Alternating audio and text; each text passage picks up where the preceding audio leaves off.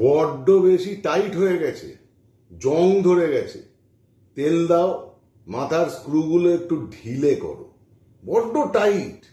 যে যেখান থেকে তোমার মাথায় যা যা ঢুকিয়েছে সেইগুলো তোমার মাথার মধ্যে ভরে স্ক্রু দিয়ে এঁটে রেখে দিয়েছ। মিথ্যে বিশ্বাস, ফলস বিলিভ, নিজের সম্পর্কে সীমাবদ্ধতা, তুমি কিছু পারো না, তোমার দ্বারা কিছু হবে না, এই তো রেজাল্টের ছিরি, কি তুই জীবনে করবি, তুই এত মোটা কেন, তুই এত রোগা, কি করে তোর বডি হবে, তুই যা মোটা, তুই কি করে খেলবি। বের করে দাও। এগুলোর কোনো দাম নেই, একটা কথাও সত্যি নয়। মাথার যে স্ক্রুগুলো খুব টাইট করে রেখে দিয়েছো না, সেই মাথার স্ক্রুগুলোকে একটু ঢিলে করো। আর নিজের সম্পর্কে এই ছোট ছোট ভুল বিশ্বাসগুলো একটা একটা করে মাথা থেকে বের করো, বের করে ফেলে দাও। সব পারো তুমি, সব পারো। যা তুমি করতে চাও তুমি তাই করতে পারো।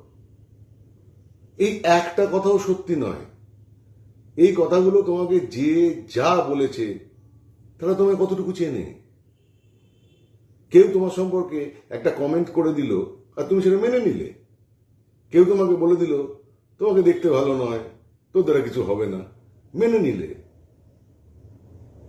যে মেয়েটাকে হয়তো তুমি ভালোবেসেছিলে, তুমি তার কাছে গেলে, তাকে বললে তোমার মনের কথা, সে তোমাকে উল্টে চারটে উল্টো পাল্টা কথা বলে দিল। তোমার দ্বারা তো জীবনে কিছুই হবে না, তোমার তো কোনো ভবিষ্যৎ নেই, তোমার সঙ্গে থেকে আমার কি জীবনের ভবিষ্যৎ আছে, তোমার চেহারা দেখেছো, আয়নার সামনে মুখ দেখেছো, ইত্যাদি ইত্যাদি। মেনে নিলে তুমি এত ছোট। হ্যাঁ ঠিক আছে, স্কুলে হয়তো অনেক ফাঁকিবাজি করেছো, বা এখনো হয়তো ঠিকঠাকভাবে লেখাপড়া করোনি, এবং সে কারণে তোমার কোনো টিচার তোমাকে বলে দিল তোর দ্বারা জীবনে কিচ্ছু হবে না। মেনে নিলে। কে বললে হবে না? কে বলে দিলে হবে না? তুমি নিজে কি নিজেকে বলেছো যে তোর দ্বারা কিছু হবে না? আর তুমি বা জানলে কি করে? কত বছর জীবনের বয়স পেরিয়েছে, কতটুকু অভিজ্ঞতা তোমার? তুমি কি করে জেনে গেলে তোমার দ্বারা কি হবে আর কি হবে না? আগেই ধরে নিচ্ছ আমি পারবো না, আমি হেরে গেছি। কেন? কে বাধ্য করছে? এই কথাগুলো, এই ফলস বিলিফ গুলো তোমার মনের মধ্যে কে ঢোকাচ্ছে ভেবেছ? এগুলো সোশ্যাল কন্ডিশনিং, ব্রেন ওয়াশিং। তোমাকে কেউ সফল দেখতে চায় না, কেননা তোমাকে সফল দেখলে প্রত্যেকটা মানুষ নিজের ব্যর্থতা দেখতে পাবে। তুমি লেখাপড়া যদি খুব ভালো করো, তাহলে যারা লেখাপড়া ভালো করে করেনি, যখন তুমি তাদের সামনে দাঁড়াবে, তখন তাদের সামনে একটা আয়না হয়ে দাঁড়াবে। তারা তাদের নিজের মুখটা দেখতে পাবে যে বাহ, এ তো লেখাপড়া একটা সময় করতো না, হঠাৎ করে লেখাপড়া শুরু করেছে, কি দুর্দান্ত রেজাল্ট করলো এবং চাকরি পেয়ে গেল। আমি তাহলে কি করলাম? তারা সেইটা ফেস করতে চায় না। সেই জন্য তোমাকে একটা মিথ্যা সীমাবদ্ধতার মধ্যে ঢুকিয়ে রাখতে চায়। তোমাকে বারবার করে বোঝাতে চায় তারা জীবনে যেমন কিচ্ছু করেনি, তাদের জীবনটা যেমন তারা ব্যর্থ করেছে, তুমিও তাদের দলে থাকো। তুমি সেটা করবে? তুমি হয়তো খুব রোগা, তোমাকে বলে দেবে তুমি জিমে গেলে, তোর তো এই প্যাকেটের মতো চেহারা, তোর দ্বারা তো জিম কিছু হবে না, বডি হবে, এই চেহারায় বডি হয় না। তুমি ঘুরে বাড়ি চলে এলে। নিজের মনের মধ্যে আবার একটা ফলস বিলিফ গেঁথে নিলে এবং নিজেকে তুমি আরো ছোট করে ফেললে নিজের চোখে, যে না আমার সত্যি সত্যি কিছু হবে না, আমি বড্ড রোগা। যে তোমায় বলেছে সে সব জানতা, সে কি করে জানলো তোমার হবে না? তুমি নিজে জানো তোমার হবে কি হবে না? কি করে জানবে? 5 বছর ধরে তুমি রেগুলার জিম করো, পেট ভরে খাওয়া দাওয়া করো, খুশি থাকো, দেখো তোমার বডি হয় কি হয় না। তুমি লেখাপড়াটা শুরু করো, 5 বছর ধরে কন্টিনিউ করো, তারপর দেখো আজকে তুমি যেখানে আছো 5 বছর বাদে কোথাও যাও। তোমার বন্ধু বান্ধব, তুই তো তোতলা, তুই কি ইউটিউবে ভিডিও করবি? ইউটিউবে ভিডিও করতে গেলে আপনারা কেমন আছেন এই কথাটা বললো, বাকি আরো 4 জন হা হা করে হাসলো। তোমার মনে হলো সত্যিই তো, তুমি যখন উত্তেজিত হয়ে কোনো কথা বলতে যাও তোমার তো কথাটা জড়িয়ে যায়। না তাহলে আমি ইউটিউবে ভিডিও করতে পারবো না। না আমি পারবো না, আমি পারবো না। তারা বললো একবার, আর তুমি তোমার মনের মধ্যে ওই কথাটাকে আরো 25 বার নিজের মনের মধ্যে গেঁথে দিলে, আমি পারবো না, আমি পারবো না, আমি পারবো না। তারপর সেটাকে স্ক্রু দিয়ে টাইট করে, তোমার মগজের স্ক্রুগুলোকে টাইট করে বেঁধে নিলে। তোমার কাছে ওটাই তখন সত্যি হয়ে গেল। তুমি হয়তো পাড়ার ফুটবলের ক্লাবে ভর্তি হলে, তোমাকে বলো তুই খুব মোটা থপথপে, তুই দৌড়তে পারিস না, তো তুই কি ফুটবল খেলবি? বাড়ি চলে যাবে, হয়ে গেল। মনে হলো আমি খুব মোটা, আমি পারবো না, আমার সেলফ ইমেজ অত্যন্ত খারাপ, আমাকে কেউ অ্যাকসেপ্ট করবে না। তোমার মনের মধ্যে আরো 1000টা ইনসিকিউরিটি তুমি চাপিয়ে দিলে। তুমি হয়তো অভিনয় করতে ভালোবাসো, সেই কথাটা তুমি ভুল করে কাউকে একটা বললে যে আমার খুব শখ, আমি অভিনয় করবো, ওই জানি সেরকম ওয়েব সিরিজ দেখলাম, ওরকম আমারও করবার ইচ্ছে। তারা শুনেই একচোট হু হু হু করে হাসলো। তুই করবি অভিনয়? কোনদিন ক্যামেরার সামনে দাঁড়িয়ে দুটো কথা বলেছিস? একটা তো কথা বলিস না, সারা কথা চুপচাপ করে থাকিস। তুই করবি অভিনয়? ব্যাস, তোমার যেটুকু আশা, যেটুকু পজিটিভিটি তোমার মনের মধ্যে এসেছিল কাউকে একজন ভালো অভিনেতার ভালো পারফরমেন্স দেখে, যেটা দেখে তুমি অনুপ্রাণিত হচ্ছিলে, এদেরকে বলে, এদের কথা শুনে আবার তুমি তোমার ক্ষুদ্রতার সীমানার মধ্যে চলে গেলে। আমি পারবো না। এগুলো লিমিটিং বিলিফ। এই লিমিটিং বিলিফগুলো তোমার আশপাশ থেকে প্রত্যেকে এক এক সময় এক এক রকম ভাবে তোমার মধ্যে ঢুকিয়ে দিচ্ছে, এবং তুমি সেগুলোকে নিয়ে নিজের মনের মধ্যে আরো বেশি করে ভেবে ভেবে ভেবে ভেবে নিজের মজ্জায় মজ্জায় ঢুকিয়ে নিচ্ছ যে তুমি পারবে না, তুমি হেরে যাবে, তুমি পরাজিত। কেন? চেষ্টা তো করো। দেখো, একটা এখানে গল্প আছে, কোনো জিনিসই সহজ নয়। যদি তুমি সহজিয়া সাধনায় যাও তাহলে তুমি এরকমই থাকো, না আমি কিছু পারবো না, আমার দ্বারা কিছু হবে না, কিংবা করে কি হবে। যদি এই ধরনের মানসিকতা তোমার থাকে, এবং তারপরেও তুমি যদি এই ভিডিওটা শুনতে শুনতে এসে থাকো এতদূর পর্যন্ত, তাহলে হ্যাঁ তুমি ভিডিও দেখছো, দেখো, কিন্তু দয়া করে আমার চ্যানেলটা সাবস্ক্রাইব করো না। এই চ্যানেলটা তোমার জন্য নয়। এই চ্যানেলটা তাদের জন্য যারা নিজেকে প্রশ্ন করার সাহস রাখে, যারা নিজেকে চ্যালেঞ্জ করবার সাহস রাখে, যারা নিজের চোখে চোখ রেখে আয়নার সামনে দাঁড়িয়ে বলবার সাহস রাখে আমি পারি।